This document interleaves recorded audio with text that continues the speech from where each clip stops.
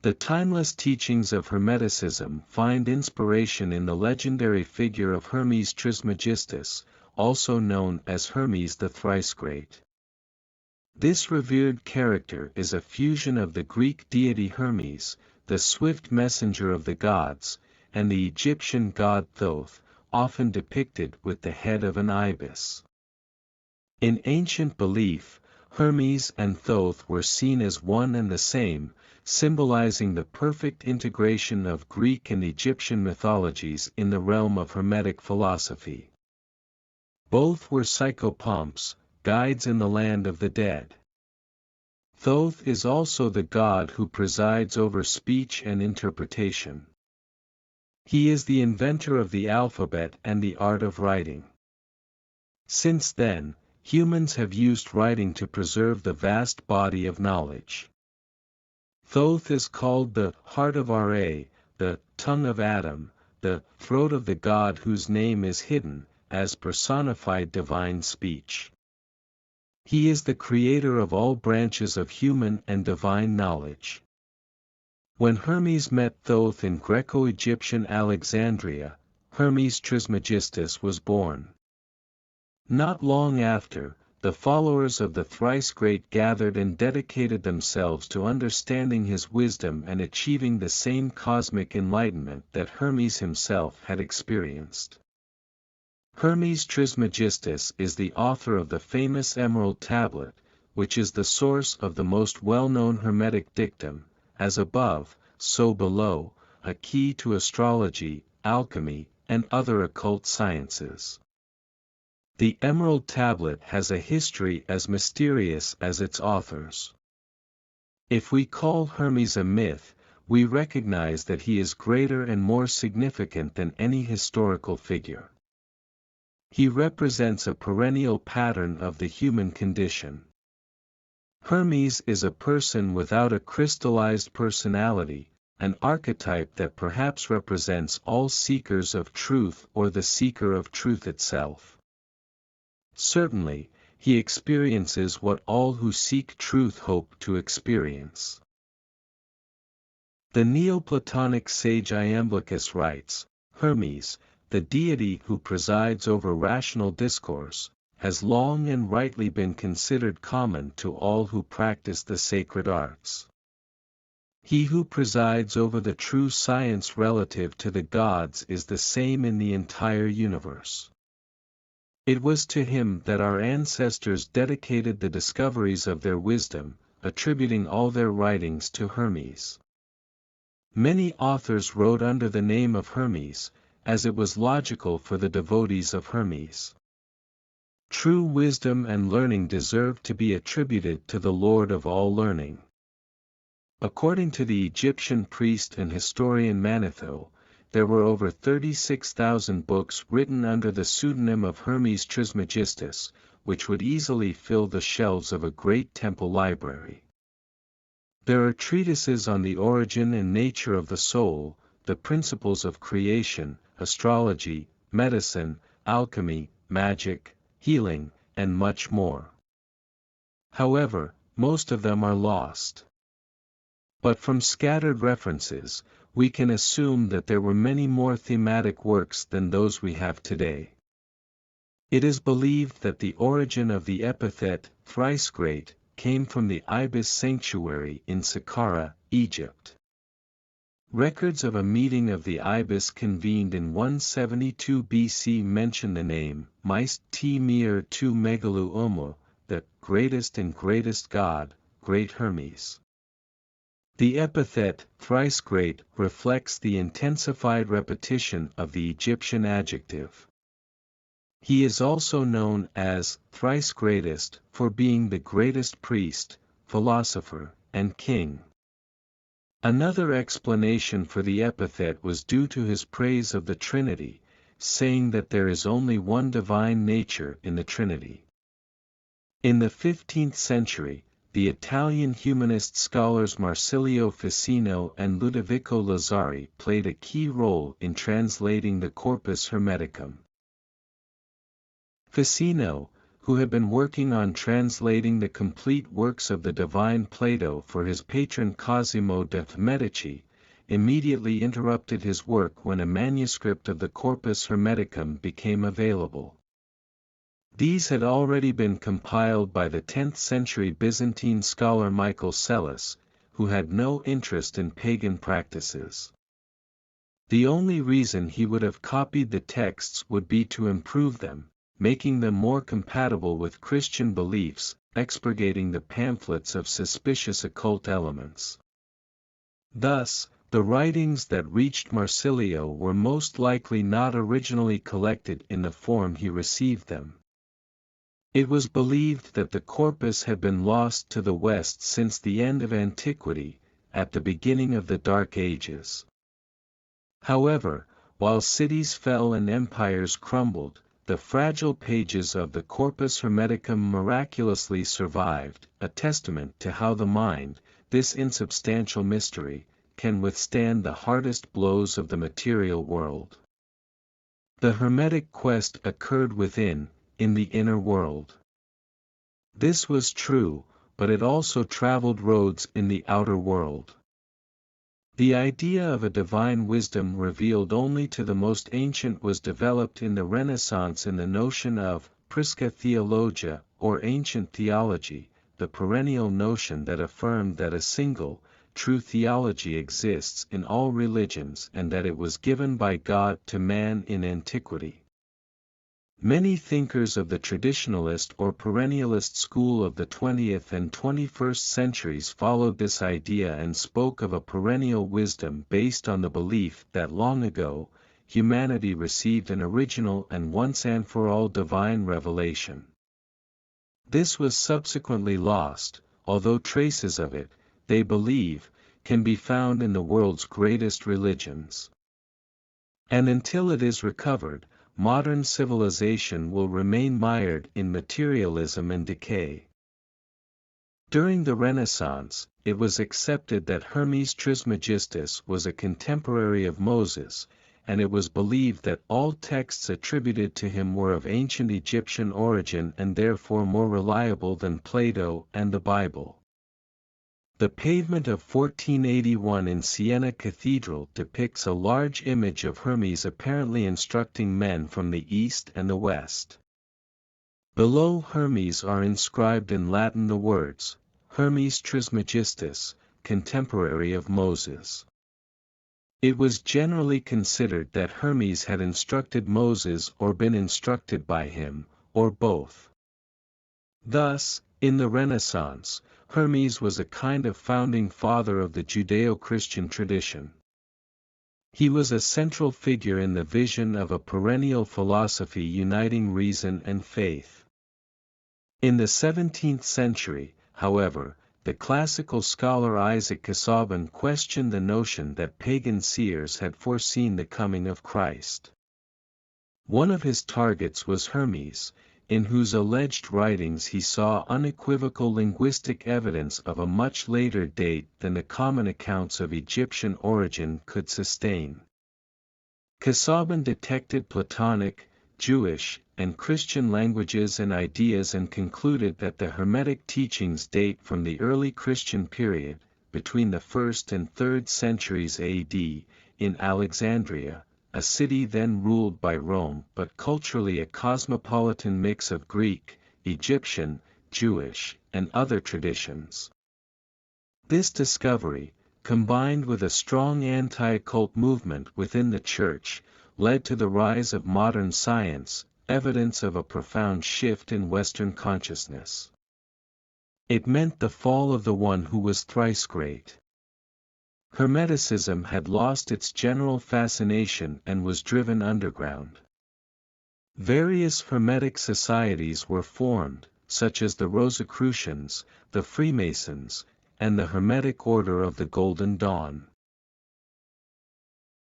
The discovery of 3 new and integral Hermetic writings found near Nag Hammadi in Egypt in 1945 revived interest in Hermeticism.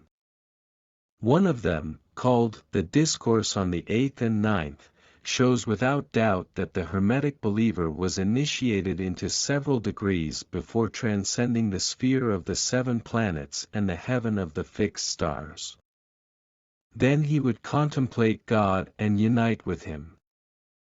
The Dutch scholar Gilles Quispel writes, "Now it is completely certain that there existed, before and after the beginning of the Christian era in Alexandria, a secret society similar to a Masonic lodge. The members of this group called themselves brothers, were initiated through the baptism of the Spirit, greeted each other with a sacred kiss, celebrated a sacred meal, and read the Hermetic writings as edifying treatises for their spiritual progress." Whether or not organized communities of Hermetic devotees actually existed, we do not know. It seems plausible that the Hermetic treatises originated in loosely organized circles of people in the educated milieu of Hellenistic Egypt, which almost certainly included people who experienced altered states of consciousness and others who were convinced that such experiences were possible. Moreover, the criticisms of Casaubon have lost much of their force, for even if the Corpus Hermeticum was written quite late, its concepts could easily be very ancient and Egyptian. Indeed, the basic principles of the emanation of the world as an overflow of God and of man as a ray of the sun, all is one, and one is all, are typically ancient Egyptian. Modern scholars have somewhat artificially but usefully distinguished between technical Hermeticism and religious philosophical Hermeticism. Technical Hermeticism, which deals with topics such as astrology, medicine, botany, alchemy, and magic, may date back to the 2nd or 3rd century. Some of the main texts include the Liber Hermetis, the Greek magical papyri, the Book of Asclepius, called the Perfect Discourse, as well as the Emerald Tablet, among others. On the other hand, we have religious philosophical Hermeticism, a series of religious, mystical, or spiritual teachings of an initiatory character, written between the 1st and 3rd centuries AD. The central text is the Corpus Hermeticum, which is a collection of 17 anonymous writings, some of which have not survived intact. The name of this collection may be somewhat misleading, as it contains only a small selection of existing Hermetic texts, while the word corpus is generally reserved for the entire body of existing writings related to some author or subject. These writings are original and separate works and not part of a single book. The selection criteria for the grouping are not known. Other texts of religious philosophical Hermeticism include the somewhat longer treatise Asclepius, texts and fragments collected in the Anthology of Stobaeus, the 3 Hermetic texts found in the Nag Hammadi codices, the Armenian definitions of Hermes Trismegistus to Asclepius, the Oxford and Vienna fragments, and other fragments from authors and testimonies. Salvation, in the broadest sense, the resolution of man's destiny wherever he finds it, was a common concern of both technical and religious philosophical Hermeticism. The purpose of Hermeticism is not to discuss the truth of its propositions, its meaning is the change they provoke in the hearts of the readers, awakening them to the truth. For this to happen, it is important to have a translation that reflects the inspiring intention of these writings. So where to start learning about Hermeticism? It is not uncommon for people to first encounter Hermetic teachings in the Kybalion by the 3 initiates. However, this is not an ancient text. Many of the teachings are representative of new thought, and much of the content is not found in the classical Hermetic texts. This does not diminish its importance in popularizing Hermetic teachings and helping people rediscover the ancient texts. In fact, it can be an excellent gateway to the original sources. The classic text is Hermetica, translated by Brian P. Copenhaver, which contains the Corpus Hermeticum and Asclepius, along with a detailed introduction and extensive notes. If we want to go deeper, the Hermetica, by G.R.S. Mead complements Copenhaver's work, including 29 fragments from the Greek anthologist Stobaeus, the longest and most interesting of which is Kore Cosmou, or the Daughter of the Cosmos, which suggests that all medical, magical, and any other knowledge is important in the quest for salvation. Other texts are the Oxford and Vienna Hermetica, various fragments from various authors, and testimonies about Hermes from 38 authors. Another excellent translation is The Way of Hermes, by Clement Solomon and others, which contains the corpus and the definitions. Another important text is Asclepius, the Perfect Discourse of Hermes Trismegistus, also translated by Solomon. This is a great starting point for beginners. The Greek Magical Papyrus, by Hans Dieter Betz, is a collection of spells and magical formulas, hymns, and rituals from Greco-Roman Egypt. Some of these spells aim at inspiration, literally filling with pneuma, or spirit. This occult knowledge is obtained by invoking the gods and spirits through rituals and magical incantations, leading to the cathartic purification of the mind and body through divine union with the gods. More academic works include The Egyptian Hermes, by Garth Fowden, which places more emphasis on the contribution of Egyptian and Islamic thought to the Hermetic tradition, both historically denied in favor of a one-sided view of Hellenistic influence. Most Hermetic scholars have tried to make Hermeticism as Greek and philosophical as possible, thus losing sight of many of the fundamental spiritual teachings. Since the late 1970s, this perspective has given way to a new and more complex one, calling much more attention to the Egyptian and religious dimensions of the Hermetic writings. Whereas before, the salvific insights received during states of ecstasy were rejected as literary fictions, now they are taken more seriously as possibly reflecting ritual practices that occurred in Hermetic communities. However, Hermeticism is a religion different from any other. It is without temples or liturgy, followed only in the mind. A more recent publication on Hermetic writings is Hermetic Spirituality and the Historical Imagination, Altered States of Knowledge in Late Antiquity, by Wouter Hanegraaff. In the book, he challenges the historically dominant narrative of interpreting the Hermetic writings as philosophical treatises. For Hanegraaff, this ignores the essence of what this movement was, namely the spiritual path to the healing of the soul and the transformation of consciousness. This is why the emphasis must be placed on spiritual praxis. The path of Hermes involved altered states of consciousness in which practitioners claimed to perceive the true nature of reality behind the hallucinatory veil of appearances. Practitioners underwent a training regime that involved luminous visions, spiritual rebirth, cosmic consciousness, and union with the divine beauty of goodness and universal truth to achieve salvific knowledge known as gnosis. This altered state of consciousness leads to altered states of knowledge. At the heart of Hermetic teaching is the understanding that the individual is not fundamentally different from the Supreme.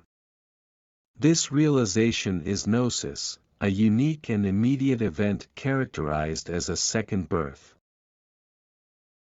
This teaching outlines the spiritual path that prepares the way for this gnosis, which is not achieved by any effort of the common mind but is rather the result of divine wisdom. Gnosis is a Greek word meaning knowledge, but it is a different knowledge from episteme, another Greek word for knowledge that is propositional, i.e., knowing what something is. Gnosis is not achieved through logical arguments or empirical observation. It is not rational knowledge but religious and mystical knowledge that reveals itself, which is the path to individual salvation. We live in ignorance, unconscious of the true nature of reality and our place in it. For many people, perhaps most, this is not a problem. They accept everyday life and do not ask why we are here and what we should do now that we are here. Seekers of Gnosis, however, are dissatisfied with this. Many of these agnostics argue that we cannot know what we want to know, defining knowledge in the sense of episteme. This is the great error. The English language lacks this distinction, which many other languages still preserve. For example, in Spanish, French, and German, they use the words saber, savoir, and wissen to refer to propositional knowledge, episteme, but they also have the words connoisseur, connaître, and kennen, i.e., knowledge by direct acquaintance, which is comparable to gnosis. Someone knows because they have seen and experienced it, rather than being able to describe it. Gnosis is not an expression of faith nor a statement of belief. In his later years, the psychologist and psychiatrist Carl Jung was asked if he believed in God. Believe? Jung replied, difficult to say. I know. I don't need to believe. Jung had an experience that convinced him of the reality of God. He did not believe in God, he knew God. In Hermeticism, the human soul originally lives in perfect consciousness and resides outside the cosmos in a realm beyond space and time. As soon as it descends the planetary spheres and enters the body, the soul is corrupted by the demonic darkness of the passions, representing sins or vices. The problem is not the body but the passions. All of us, at this very moment, live in a state of hallucination. Our true nature resides in the disembodied state, and the only purpose of life is to reunite with it. For Hermeticists, it is possible to attain spiritual enlightenment or gnosis while alive. This is an important distinction from Gnosticism, in which the spark of the human soul fell into matter and became trapped by it. There is a dualistic worldview of a material world and a spiritual world.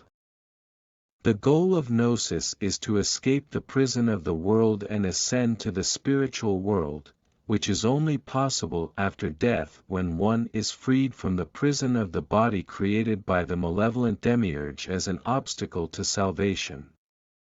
Therefore, Hermeticists are not Gnostics, although both speak of Gnosis. The Gnostic perspective. The Gnostics would agree with Plato's notion of the cave, where prisoners are chained and forced to observe the shadows of things, mistaking them for reality. The goal is to escape the cave into the light, in other words, to escape the matter of the body for the world of Platonic ideal forms. This is not the path of Hermes. In Hermeticism, one should not escape to the spiritual world but rather embody and bring the good, the true, and the beautiful into the world. Our task is to care for the world and treat it in the way it deserves to be treated. This is what the divine source desires. Therefore, Hermeticists are world affirmers, not world deniers. The cosmos is not an inferior product of a demiurge but is generally described as beautiful and perfect. While Gnosticism is dualistic, Hermeticism is primarily non-dualistic. There is only one reality, which is the spiritual light that is the source of everything.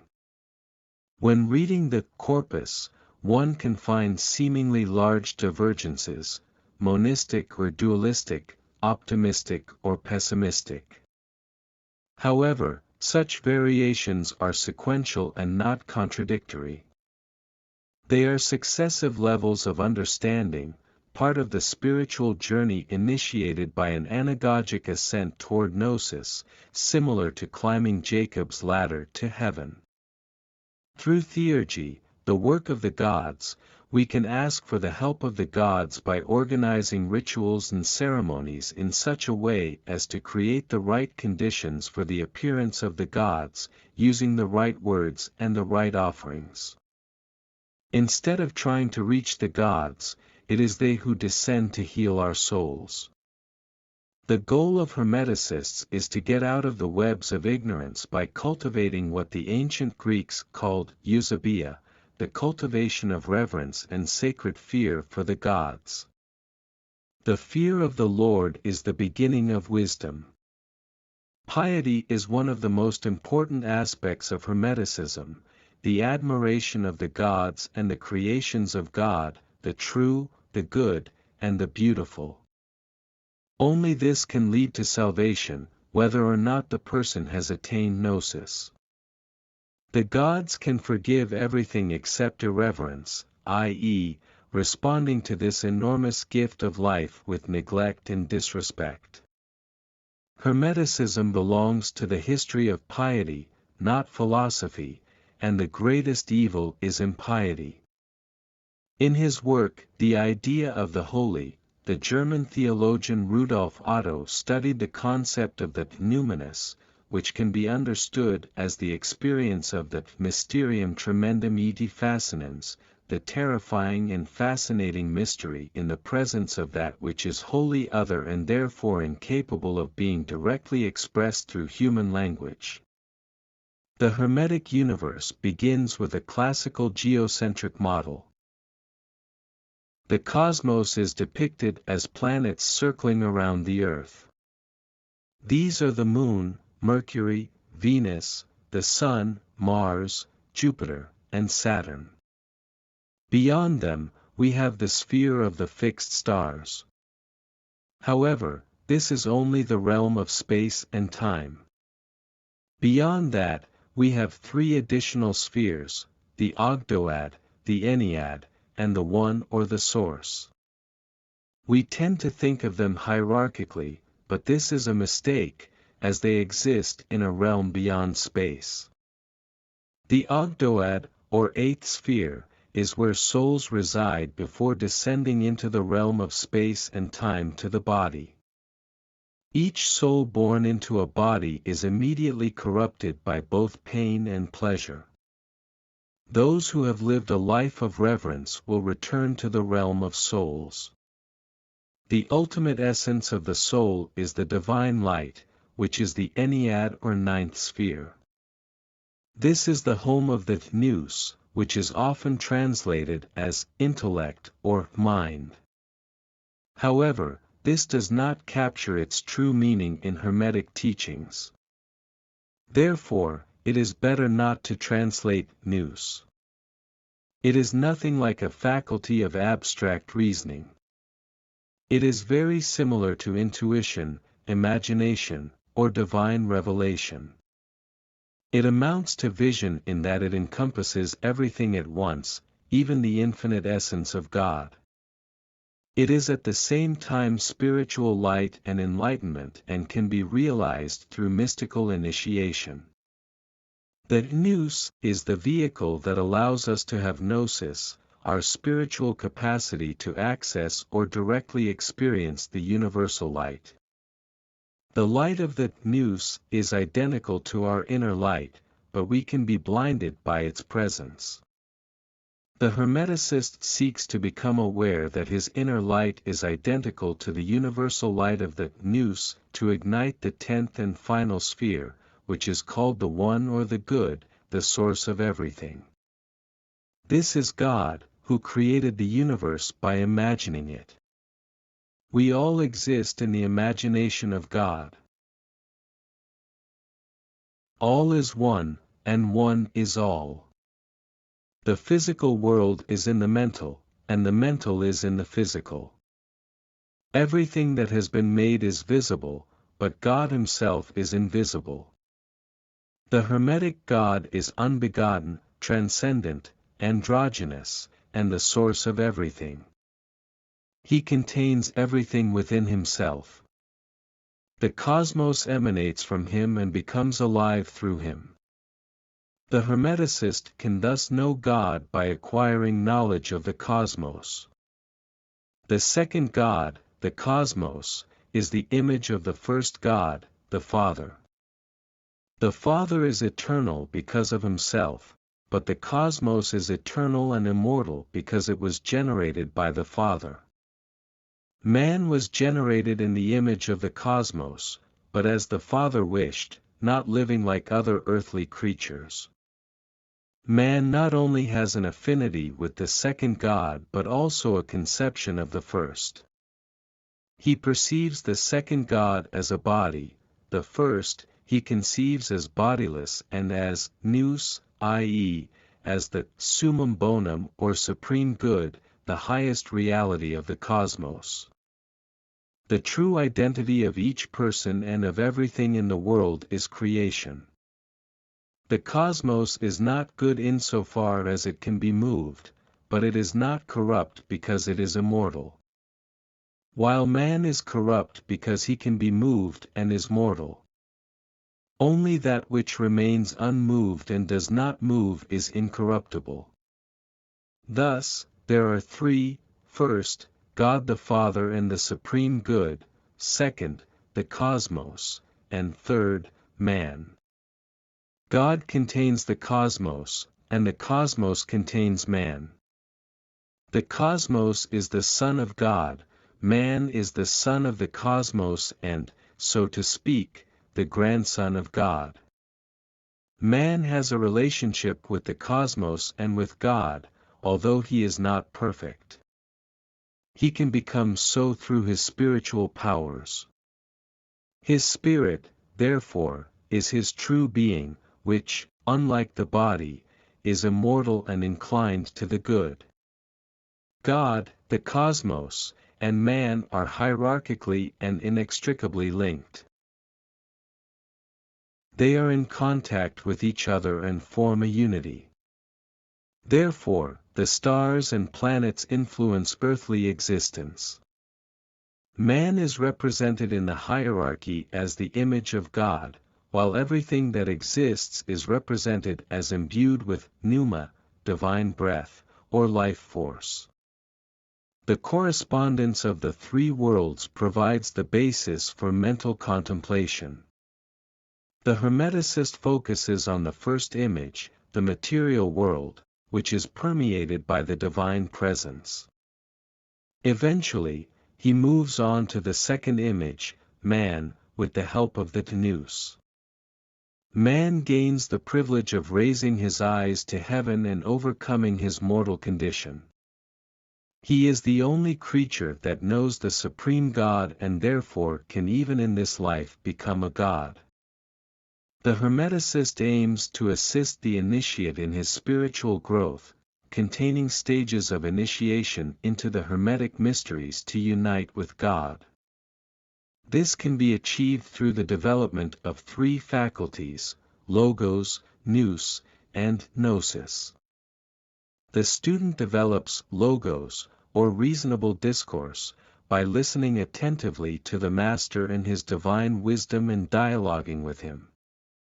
The listener must be of one mind and soul with the speaker, and his hearing must be faster than the voice of the speaker. The second faculty, as we have explored, is gnosis, which allows us to develop agnosis. Unlike logos, it requires silence and meditation, since gnosis conceives speech in silence. Only speech that comes from silence is salvation. Knowledge is a spiritual awakening that consists in perceiving that the Supreme God wants to be known and can indeed be known by those who are worthy of him, and this cannot be done without piety or reverence.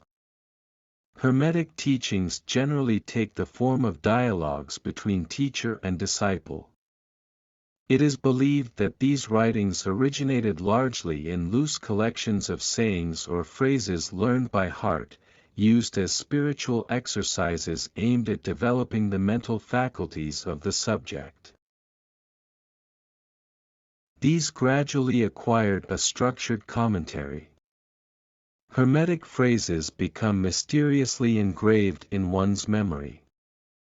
It is not easy to forget them. They are still working in one's mind even when one is not thinking about them. Most of them are summarized in the definitions in the first book of the Corpus. A figure who presents himself as Poimandres, the shepherd of men, teaches Hermes, who is not presented as a god but as a human being with divine knowledge. In Book 12, Nous appears as a divine spirit, also portrayed as the master of Hermes. In most of the other books, Hermes is the teacher of Asclepius, a healer identified with the Egyptian Imhotep or Thoth, whose name probably derives from the Egyptian god Thoth. Books 16 and 17 are the only examples of a disciple and son of Hermes, Asclepius and Tat, acting as teachers. Thus, the Corpus presents three generations of the teacher-disciple relationship. This transfer of knowledge is given by the divine beings Poimandres, Nous, and Agathos Daimon to Hermes Trismegistus. Hermes gives the knowledge to Asclepius and Tat, and finally, Asclepius and Tat transmit the knowledge to others. The work begins with Hermes occupied with reflecting on the world, how it came to be and who created it, and while he is in this state of meditation, a figure appears to him who proceeds to reveal the answers to his questions. This figure is Poimandres or Nous, who states, "I know what you want, and I am with you everywhere." Hermes tells him, "I desire to learn about the things that exist, to understand their nature, and to know God." Hermes enters an altered state of consciousness and ecstasy that leads to a vision. The Corpus Hermeticum consistently affirms that beyond normal bodily vision, there is a superior faculty of vision known as the eyes of the heart, or mind. The true nature of the regenerated man is perceived only by this superior faculty. In response to the first part of the question about the nature of the things that exist, Poimandres himself changes his appearance, and the visionary sees an unlimited expanse of clear and joyful light, through which he spontaneously experiences feelings of love. He then sees how a frightening darkness, similar to a snake, appears, watery and smoking like a fire, producing a mournful roar and emitting an inarticulate cry. This call is answered by the Logos, the Holy Word or Son of God, who comes from the light and descends upon this dark nature. Thus, the soul of man is thus transported, Nous in the Word in the soul in the body. The animals were created but did not contain the Word. God, the Father of all, gave birth to Anthropos, the man whom he loved as his own son and who carries the image of his Father. It was indeed his own form that God loved and to whom he entrusted all his creation. Therefore, of all living beings on earth, only man is dual, mortal because of the body and immortal because of the soul.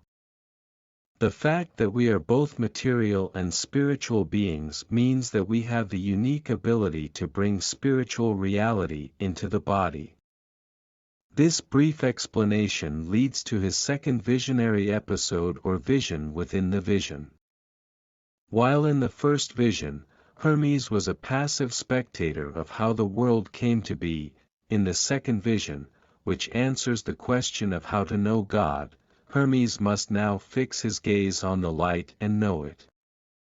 He looks into the eyes of Poimandres for so long that he shudders at his appearance. Then he has a sudden perception: while looking at the universal light, he also paradoxically looks at himself. There is no distinction between the universal light and his own light, between subject and object. This is the experience of total unity. When Poimandres finally averts his gaze, the light, which is the visionary himself, reveals itself to have become a limitless cosmos, the archetypal reality before an infinite beginning. Man, endowed with logos, is immortal. It is the pursuit of error, desire, and materialism that is the cause of death, i.e., spiritual death. For it is better to die outwardly than to die inwardly. He who has recognized himself has reached the supreme good, while he who has valued the body, born from the illusion of desire, remains wandering in darkness, suffering through the senses the things of death. The truth is that light and life are God and the Father from whom man was generated. If, therefore, you perceive yourself as being of life and light and that you were made from them, you will return to life. That Nous sees to the aid of the devotees of the noble, the pure, the merciful, and the pious. Through a life full of love, they win the favor of God and lovingly give him thanks, praising him and the order. Those who are evil, envious, greedy, murderous, and impious are far from the Nous. They are possessed by the avenging spirit, who attacks each of them through the senses, hurling darts of fire against them. The avenging spirit then tortures them and increases the fire upon them to the maximum.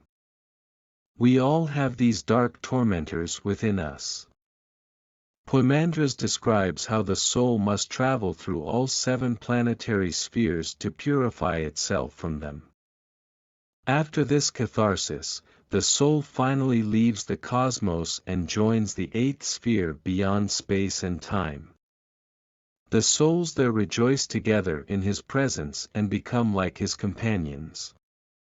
He also hears certain powers that exist above the 8th sphere, the realm of light, singing beautiful praises to God.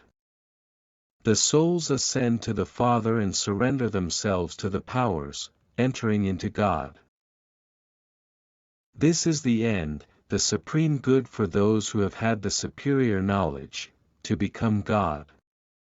Why, then, do you delay? Having received all, should you not become the guide of those who are worthy, so that the human race may be saved by God through you? Hermes is filled with light and enlightened by the Nous. When the vision ends, he makes a prayer of thanksgiving with all his soul. He becomes a prophet to spread the teachings he has received, to awaken us from our state of spiritual sleep and drunkenness, and to participate in the immortality that is our birthright. Many have given themselves over to death while they had the power to participate in immortality.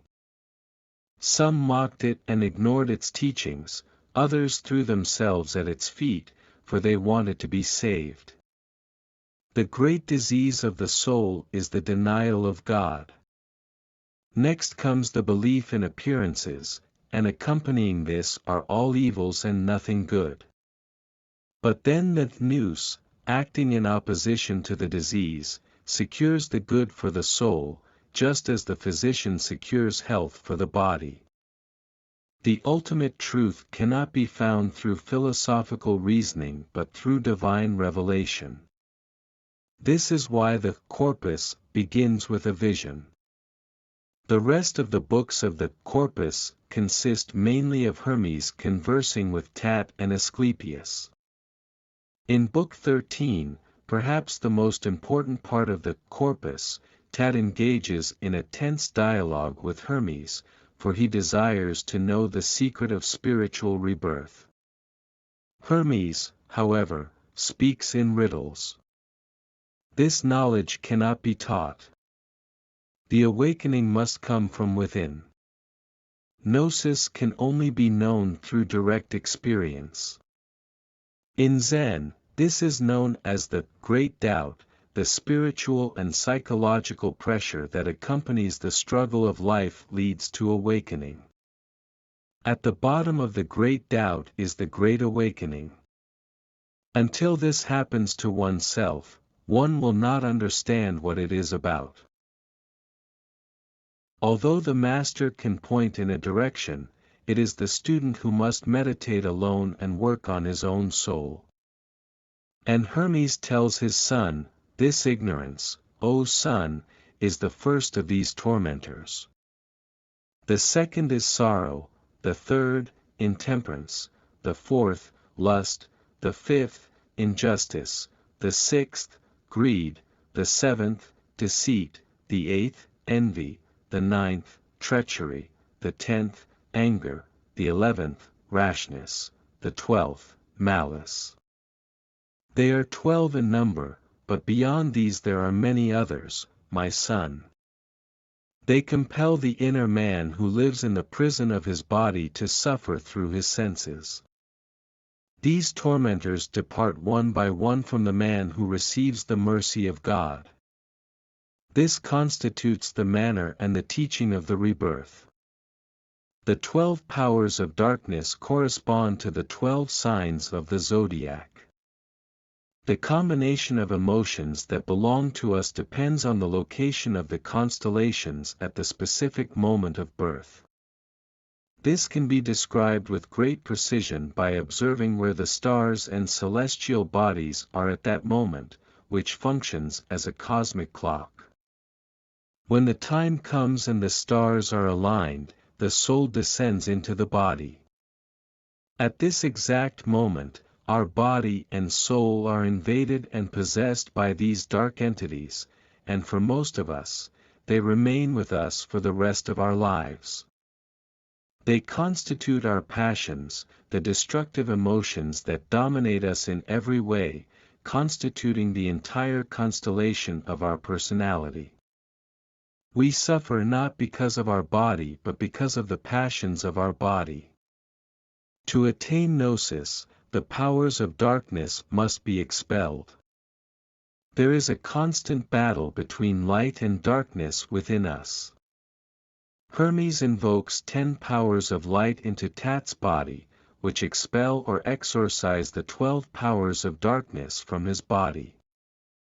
After joy, the power I invoke is self-control, a very welcome power. Let us also receive with great pleasure, my son, as it arrives. See how it drives away intemperance. Now I call the fourth, steadfastness, a power opposed to lust.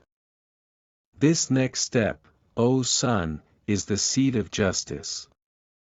See how, without judgment, it expels injustice. With the end of injustice, we become just. I invoke the sixth power, generosity, opposed to greed. Without greed, I next invoke truth. Deceit flees, and truth is present. See how, with the arrival of truth, the supreme good follows. Envy has fled far from us. The supreme good, along with life and light, has followed truth, and the torments of darkness no longer fall upon us, but, defeated, they all fly away with a flutter of wings. These first 7 powers, which correspond to the 7 planetary spheres, overcome the powers of darkness one by one, and the next 3 powers, life, the Ogdoad or realm of souls, light, the Ennead or nous, and the supreme good, expel the remaining 5, so that all 12 tormentors of darkness fly away.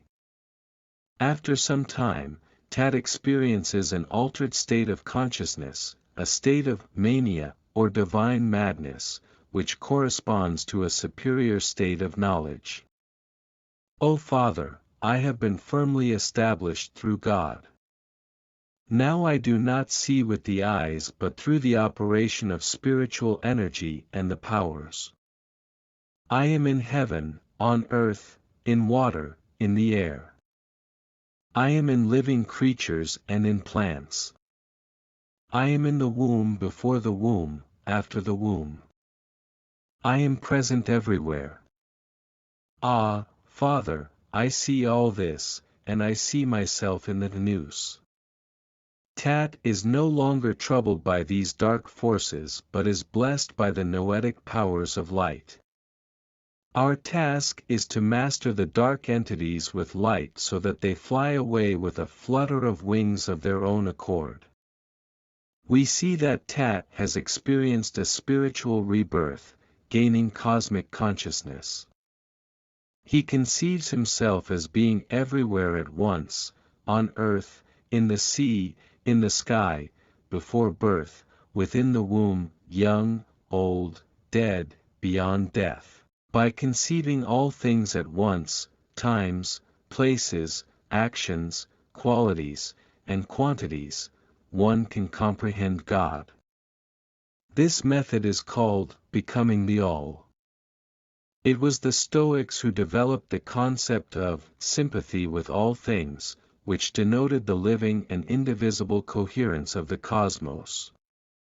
This was adopted by Hermeticism and Middle Platonism. Tat resides in a secret hymn in praise of God, the hymn of spiritual rebirth. However, although Tat has cosmic consciousness, he has not yet seen the spheres beyond the cosmos as Hermes has. This leads us to the famous writing found in Nag Hammadi, the Discourse on the 8th and 9th, where Book 13 of the Corpus describes the rebirth of the student. In this discourse, the student has already been reborn, showing us the progress of the initiate toward the Hermetic mysteries. Here we find an impressive altered state of consciousness induced by a strange magical incantation of vowels. When priests of Egypt sang hymns to praise their gods, they pronounced the 7 Greek vowels in the prescribed order. The sound of these 7 vowels was so beautiful that people preferred this music to the flute or the lyre. The 7 vowels correspond to the 7 notes of the octave, which are related to the 7 planets. The Esoteric songbook of the Hermetic community in Alexandria plays a central role in the moments of awakening described in the Corpus Hermeticum. Hermes reminds Tat of the progress he has made thanks to the books, which, although belonging to an inferior stage in the progress toward gnosis, are nevertheless necessary but not sufficient, because discursive language simply does not go as far as the truth. Hermes and Tat, along with several brothers, all reborn, enter a deep meditative state. Hermes begins by drawing attention to the supreme divine attributes of God, including the fact that he is named only in silence. The prayer contains a series of mysterious words and vowels that represent the secret name of God. A single voice sings the tone, which is answered by the choir until all the vowels are sung. The singing becomes increasingly intense, and with each vowel, the student's consciousness rises through the planetary spheres until it reaches the top, the highest level, and goes beyond the cosmos, experiencing the Ogdoad and the Ennead, and finally the One, where he sees a bubbling fountain of life. The student experiences a moment of fear, and Hermes tells him to refocus on the hymn. The final phase of the ascent must be mastered by the student alone. Verbal instruction is useless. Hermes' words, which guided the student, are no longer of any use. The student expresses himself through silent hymns that are only heard and understood by an inner faculty of perception. In fact, the student's most fundamental statement is that what he sees cannot be expressed in words. The initiation has been completed. The student has now found peace and wants to thank God for granting him the supreme vision he so desired. There is an implicit distinction between the silent hymn of contemplation that was sung during the ecstatic state of the 8th and 9th days and the verbal hymns that can be directed to God afterward as signs of gratitude. Hermes instructs his son to write everything in hieroglyphs and place it in his sanctuary at the right astrological moment and to protect the book with an apotropaic formula intended to ward off evil, so that future generations may read it. Presumably, then, it is the very text we have been analyzing. The invention of writing by Thoth has allowed us not to forget what we have lived, enabling us to transmit knowledge through time and share it with future generations. However, this is a drug, or as the Greeks call it, a pharmakon. Writing is healing, as it provides knowledge, but it is also poisonous insofar as it causes one to forget the direct experience, which is inexpressible. People will be reading books, believing they have access to knowledge, but this is an illusion. Therefore, writing is in many ways poisonous. However, Thoth had a secret: writing itself can have a magical effect on consciousness.